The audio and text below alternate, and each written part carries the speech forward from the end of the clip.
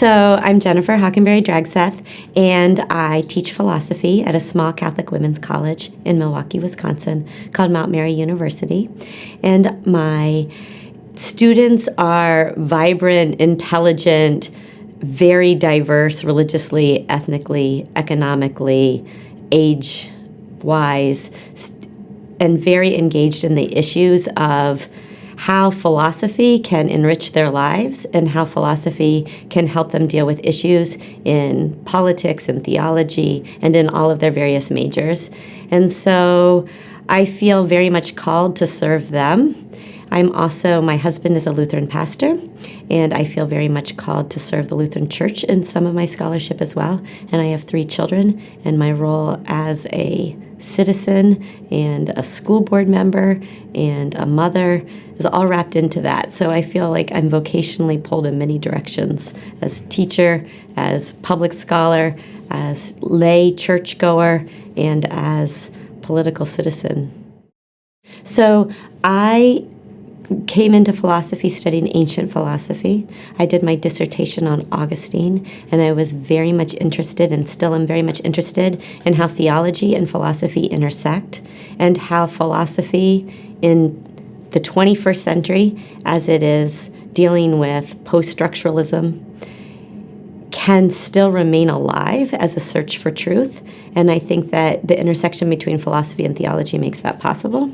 So I came to work at Mount Mary as this ancient scholar who dabbled in early medieval, and right away I was asked to teach women philosophers and to engage with students in classes that took ideas and made them applicable to life. And so I started doing more and more work on how that relationship between thinking and transforming the world, which is our mission, or thinking and activism are related. And as a result, I have gotten very interested in feminist thought and in the philosophical roots of feminist thought. And my project in all of the different fields, because I've also become very interested in Luther, and I recently did a book on Luther and philosophy. But I think what pulls together all my interests is trying to get people to think more deeply about issues that sound esoteric and philosophical, like what is the relationship of the mind to the body? Are there real categories that exist ontologically, or are there only human constructs? So these kind of academic questions, but how that they actually relate very specifically to the way people live and act and advocate for themselves and advocate for their neighbors. And how, especially as citizens in a democracy, how we are called to constantly be acting and thinking about our neighbors and changing the rules and laws to be more fair for our neighbors, but how we can't do that if we don't think deeply, first of all, about basic questions of identity, basic questions of value, what has real value, basic questions of ethics in the sense of not just what works for right now, but what has worked in the past as well. What kinds of values and ethical dimensions go across the board amongst different cultures and different time periods. So I really think that is my great scholarly project, is to try to convince people in American life that they need to think deeply and they need to be engaged in these kind of philosophical dialogues, and then also to try to get people in the philosophical academy and the humanities generally to realize that their work needs to be written in a way that engages the public, because their work is valuable not just in an esoteric sense, but in a very applicable, lived way, and especially in a democracy and in an increasingly global society.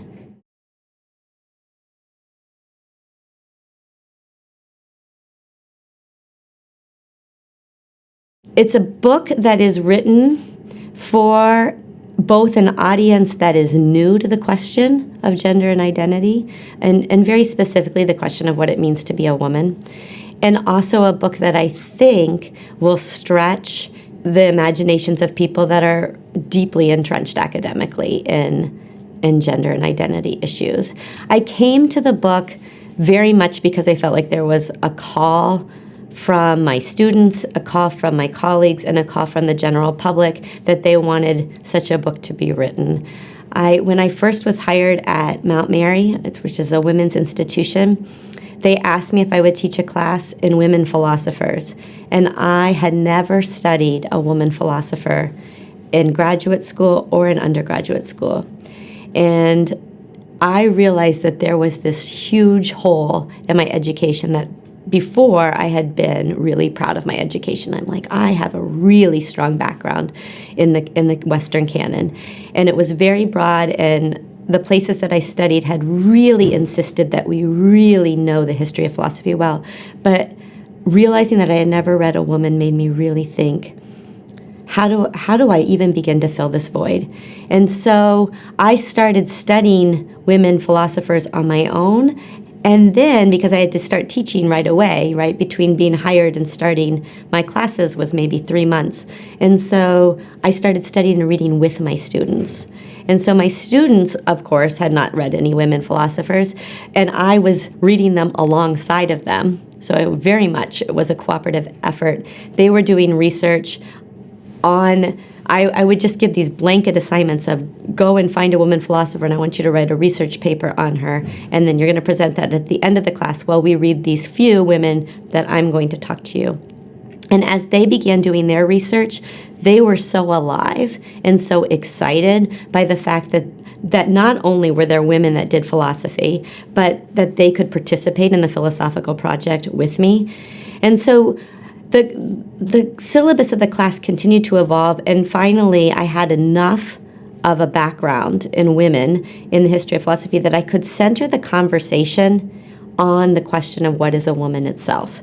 And so I started to organize the class into reading women from different perspectives of what it means to be a woman. So we read women that believed that being a woman was a unique and important part of creation, that women and men were ultimately different, but that they both had different ways of leadership that made them both essential.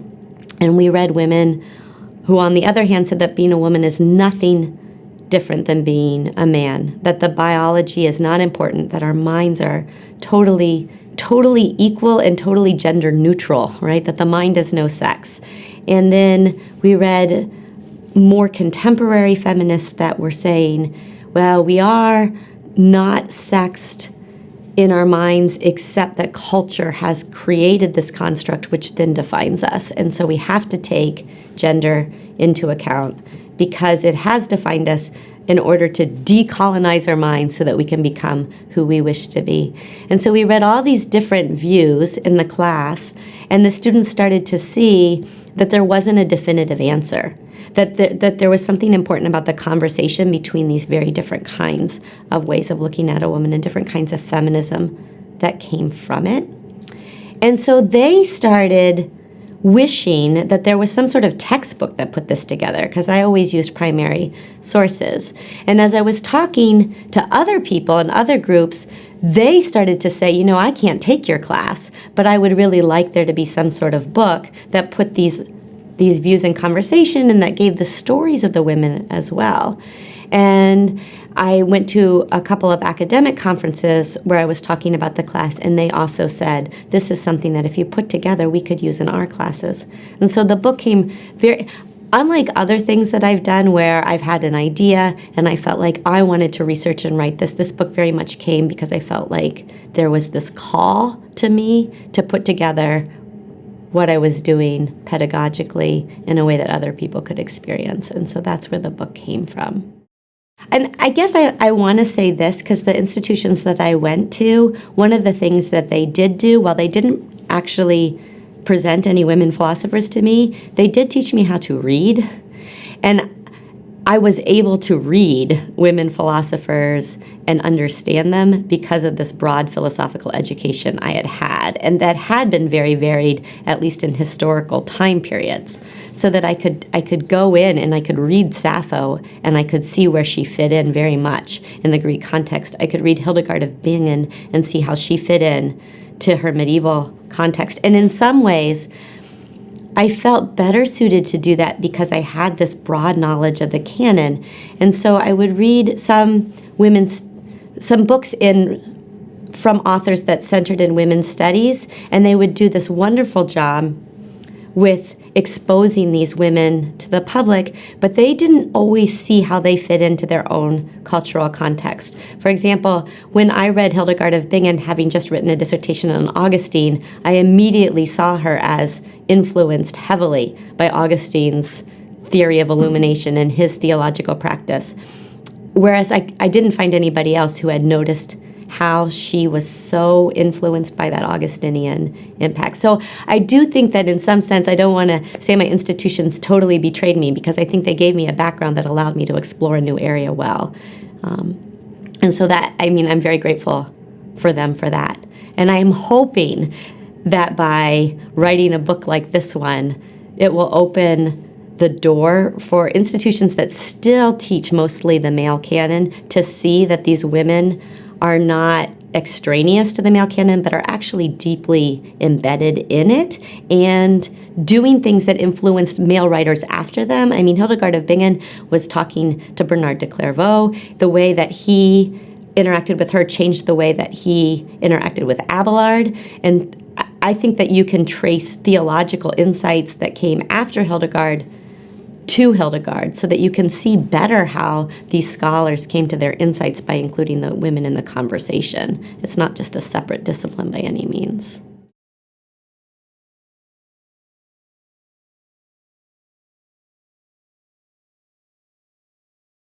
There's very clearly a fear right now about the way the gender gap is negatively affecting women. There's a lot of gender-based violence in the news.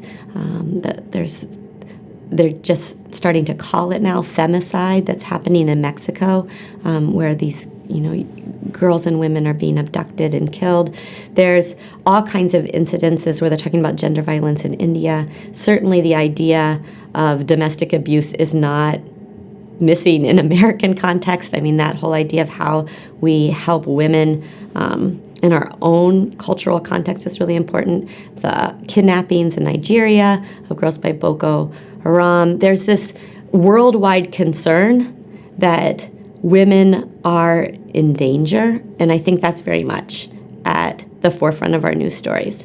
I think that also there's this question of women in politics. Hillary Clinton running for president, Carly Fiorina running for the Republican nomination, that we have women that are coming into leadership positions for the first time in American history that really are making people think about what it would mean to have a woman in the White House. And I think that's really interesting. I think that there are all kinds of questions about women in sports that are rising to the top of the news stories. Girls who are playing football for the first time in high schools. Questions about, there's a couple college football teams that are now thinking of allowing women, and I think there's one that actually has a woman on the football team, which raises all kinds of interesting questions. The 2012 Olympics was eye-opening to a lot of people, not just female athletes, about how difficult it is to define what is a female athlete from a male athlete, and the disqualification of women right before their events were to start, telling them that they didn't qualify as women who were mothers. We're like, how can I not qualify as a woman? That we realize that the biological categories are not clear. And I think that opens the door to this whole question of how does society best take care of people whose either their very bodies or their sense of identity or their desires disturb the traditional views of gender. So the questions about the role and place of gay marriage, the questions of transgendered children and what restroom they can use in their public schools, and questions of how we medically, both in the psychiatrist office and in the surgical hospital room best help people that have questions about their own healthcare needs and mental health care needs based on their gendered and sex identity. I think that all of that's just raised to the fore right now, and it's really hard to go anywhere where you don't see some question about gender on the news. I mean, it's just very pervasive, much more than in 1984 when Irigaray first said that she felt like we needed to think about it. I feel like it has really exploded to a point where these issues are being talked about all the time, and we really need to sit down and think about what we mean by sex and what we mean by gender, and how our philosophical or scientific understanding of those questions is going to affect the way we act and behave.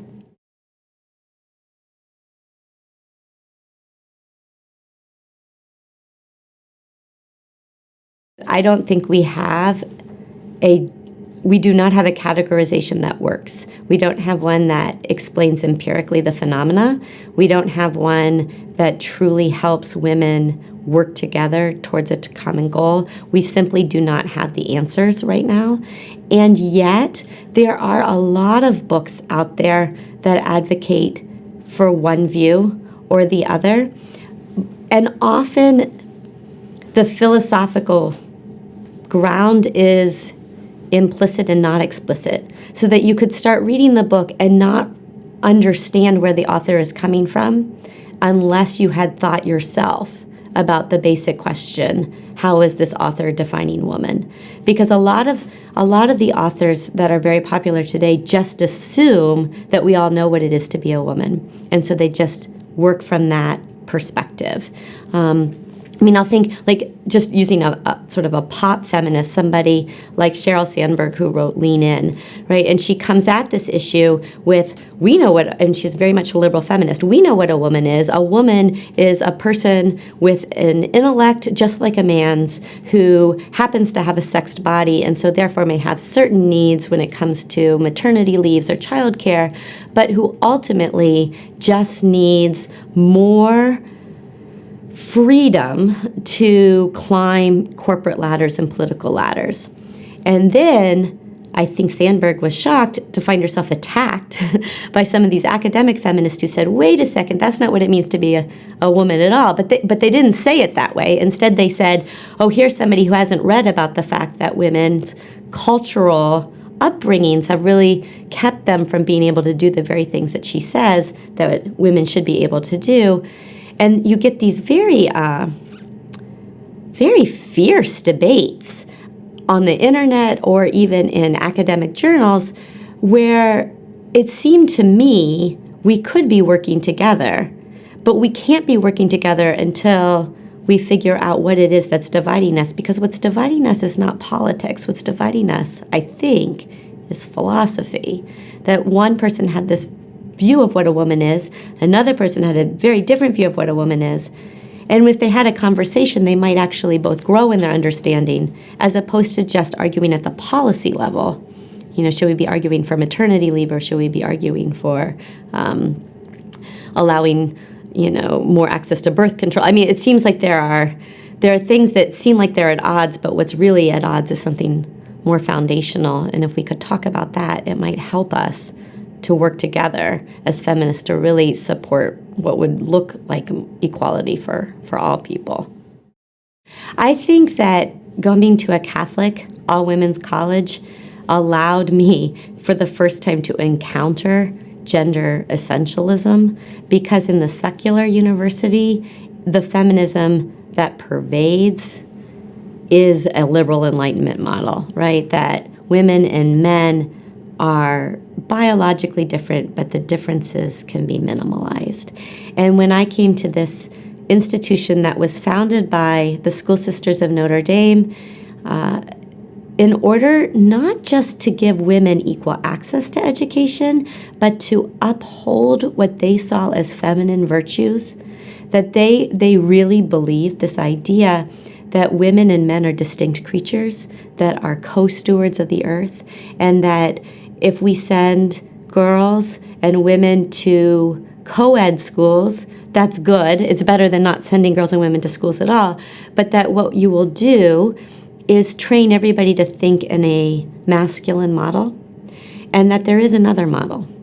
And so the School Sisters of Notre Dame really lift up things like compassion and community, and they felt like they did this because they were women, that there was a different way of interacting with the world because they were women, and they wanted to encourage their students to explore that way rather than to hide it and feel like they had to be competitive rather than cooperative, and rational rather than compassionate. And so when I came to this university and I have these students, and what's interesting is there were probably only 30% Catholic, but because of the single-sex identity, we attract students from cultures and religions that believe in that kind of gender difference. So we have Muslim students, we have Orthodox Jewish students, we have some fundamentalist students, other kinds of students from other religious traditions that teach them that being a woman is a different kind of thing than being a man.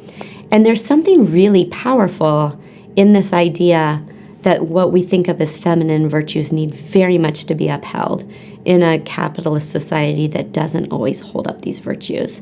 And a lot of students, when they read this model, it really resonates with them, because what they're saying is that women and men are distinct, but that they're both equal, and that the reason why women need education and the reason why women need to run for political office is because they will bring something new to the table.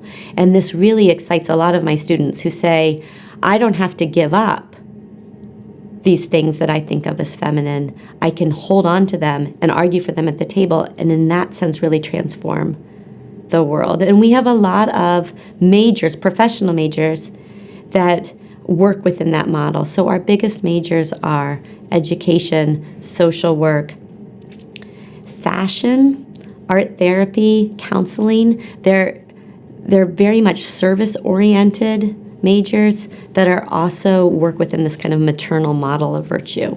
So I would say that a lot of students, at least when they come into the class, that's where they are. Now, there's also of course, because I think it's the dominant mode of feminism in our nation, a lot of students who very much resonate with this idea of I don't want to be pinned down to my biological sex. I do not want to feel that I'm constrained by these things that are called feminine virtues. I want to be, frankly, exactly the same kind of leader that a man would be. And that if compassion is good for a woman in leadership, then it should also be good for a man in leadership. That these aren't feminine virtues, they are just human virtues. And so some students really resonate with the liberal feminist. Plus, when they read how many of the most active feminists in America have been liberal feminists, that makes it resonate. So, I mean, the fact that most of the suffragists in our nation were liberal feminists, the fact that we have, I mean, I would say Hillary Clinton is a liberal feminist, that we have, I think Condoleezza Rice absolutely was a liberal feminist, that they had this view that we're all the same and they don't want to be looked at as the woman. They want to be looked at as the leader, right? And so I think that resonates. And then I have been really interested in how quickly the culture is changing to become more embracing more queer theory or gender fluidity, so that when I first started teaching in 1998, very few students had any other view other than those two views. But that students now are really deeply considering what it means to to use the jargon, beyond the gender binary, so that they don't want to say that everybody is the same, but that we have some ability to, well, I wouldn't call it an ability, because it's not necessarily that it's free, but that we have to recognize that these categories don't quite fit all people, and that there are women who feel constrained by the way society considers them as women, women who feel as if they want to really embrace what is considered traditional femininity in some areas, but not in others. And this idea that there are men who would consider themselves to be very feminine, And also, just as the talk comes into the culture more, students who recognize that their very selves, like their very biological selves, do not fit the categories, more and more students are starting to not only recognize in themselves, but to feel free to say in class, actually, my doctor says that I don't fit these categories, and I have to take hormones just to stay on the feminine side of gender. Those kinds of conversations are happening more and more, and really testing everybody's views of how do we categorize these carefully. So I would still say at our college, the gender essentialist is the most common, but there are a lot of, at the end of the class, I make the students, I don't make them, I ask the students to pick a theory that they think best explains gender to them, and there are more and more students who feel like they can't pick any of them, that feel like all of these different ways of thinking about being a woman have something valid to say, and that they want to keep the conversation open.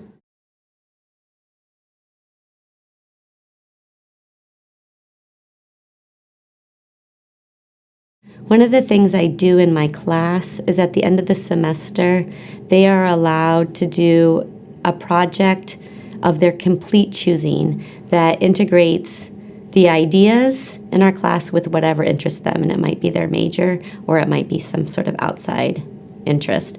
And so just a few examples of things that they've done that I never would have thought of on my own.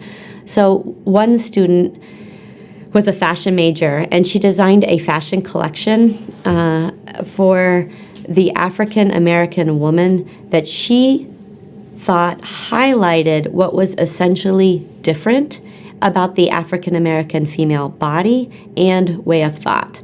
And so she highlighted certain curves. There was a bustle to highlight the way that she felt that the African American female body could be seen as beautiful and powerful.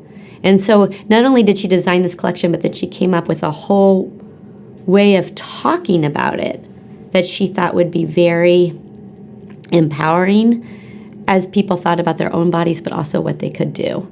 And that's a connection I had never made. I think philosophers don't think about fashion. And I'm at a school where our fashion department is probably, if not the best, one of the best in the Midwest. And so, they all take our class, and trying to integrate a way that fashion and philosophy interact, I thought would be a challenge, but it hasn't been, because the students pick up right away about how fashion can be a way of changing people's cultural ideas about gender, about race, about power itself. I also had a student design a business suit that she thought showed both power but feminine power, that she thought would make women, when they put it on, feel like they could be a leader without leaving behind what they thought was feminine. So those are both came from a gender essentialist point of view, but really, they were really striking to me because I had never thought about fashion. I had a student who had been in prison, who had been incarcerated before she came to college, who after her project was to meet with other ex-prisoners to help them take on a leadership role in the job market by talking about how to present themselves, right? So her view was also about how to get women who really had a negative self-image and were going to be confronted with others who had a negative self-image, how that they could, by their posture, by their way of speaking, by their way of dressing, come into society in a way that says, I am a leader. That was also a very powerful project. I've had students who've done other things, creative writing majors who have written children's books, and students who are art majors who have done various kinds of projects where they try to change the way the public, especially the children in the public's very views on what they expect of being a girl, so that they can think more deeply about those issues and then maybe approach the world in a different way. So I guess what I have come to believe, and I had a student who was one of my research assistants who really, she started crying when she said this, and I thought, this is really important. She was an art therapy major / philosophy major. And she said, I'm always so worried about how best to be serving others.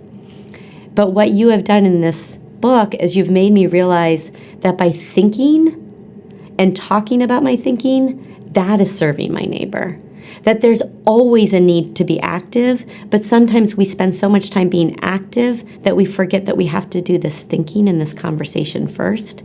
And but that this idea that thinking is a kind of activism in itself, and then it transforms our practices in ways that we would never have expected if we hadn't done the thinking first. She said that was the gift to her of taking the class and reading the book. And I think that that's what I've decided is the benefit of the book, that it doesn't actually tell anybody what to do, but it gets people to start thinking. And it's written in a way that's very dialectic, so that you keep hearing these stories of different women throughout history and the different ways they approach problems. It would be very difficult to come away with a single answer after having read the book. So once that thinking is stirred up, I think it will just transform the way people interact with the world and the way they see people. And I'll just give 2 other quick examples. My kids have not read the book, but they have been involved in various conversations as I've been writing the book, and they see things differently than I think they would have if they hadn't been part of this conversation. They are very cognizant of how many people they see and interact with during their daily activities that don't fit in the gender binary. That they'll see people and they'll say, oh my gosh, like, I mean, they recognize women with beards, they recognize transvestites, they recognize the way gays and lesbians are marginalized, and they see them as people, and they also see how they're being harmed by society, and they are thinking automatically of ways to undo that harm and to be hospitable. And I think that that's really my goal, is that if we start thinking broader, we'll start seeing broader, and then we'll start doing more for people that otherwise we might just have ignored. One of the things that I've really been interested in I'm a Lutheran, and as we work towards the 500th anniversary of the Reformation, we're really interested in ecumenism, or calling people to have conversations back together so that we don't feel so divided from each other and that we don't continually divide the body of Christ. And one of the things that I've been struck by is how much division there is in the church based on gender theory, right? That there are differences in theology that divide people, certainly, but that there are many, many places where people are not divided by theology. They're actually divided by gender theory. And this idea of should women be ordained is a huge issue that divides Lutheran synods from each other. It divides certain Protestants from the Catholics and from certain sects of the Orthodox. And my hope is that this will not solve everything, but if we can acknowledge that gender is an issue that divides us, and we can have those conversations and maybe see what unites us theologically, that we could come to a place of greater unity. And so I have found that talking to people with very different opinions of church structure, for example, when I have brought up the issue of how people can feel so constrained by their gender roles because their bodies just don't physically match their gender, or the way society tells them that they must behave, that people are really open to that. Because one thing that unites all Christians is this idea that we must serve our neighbor. We must take care of our neighbor. And if there are people that are being harmed by something as obviously human as the constructs of the way we've made gender fit on top of a biology that may or may not fit those gender roles, people are very interested in trying to have a conversation that will better serve each other. And I think that is just, I think that would be a remarkable place to start looking for Christian unity, is to go outside of the theology and say, oh my gosh, maybe we don't have a theological problem between us. Maybe what we have is a philosophical problem that comes from cultural issues that may or may not need to really divide us. And so I think that could be a very fruitful place to have new conversation. And I've been doing a few articles on that question of can we have a conversation about gender and come to some understanding that maybe we don't need to be at cross purposes theologically, and that we can reunite as a church in some ways. So.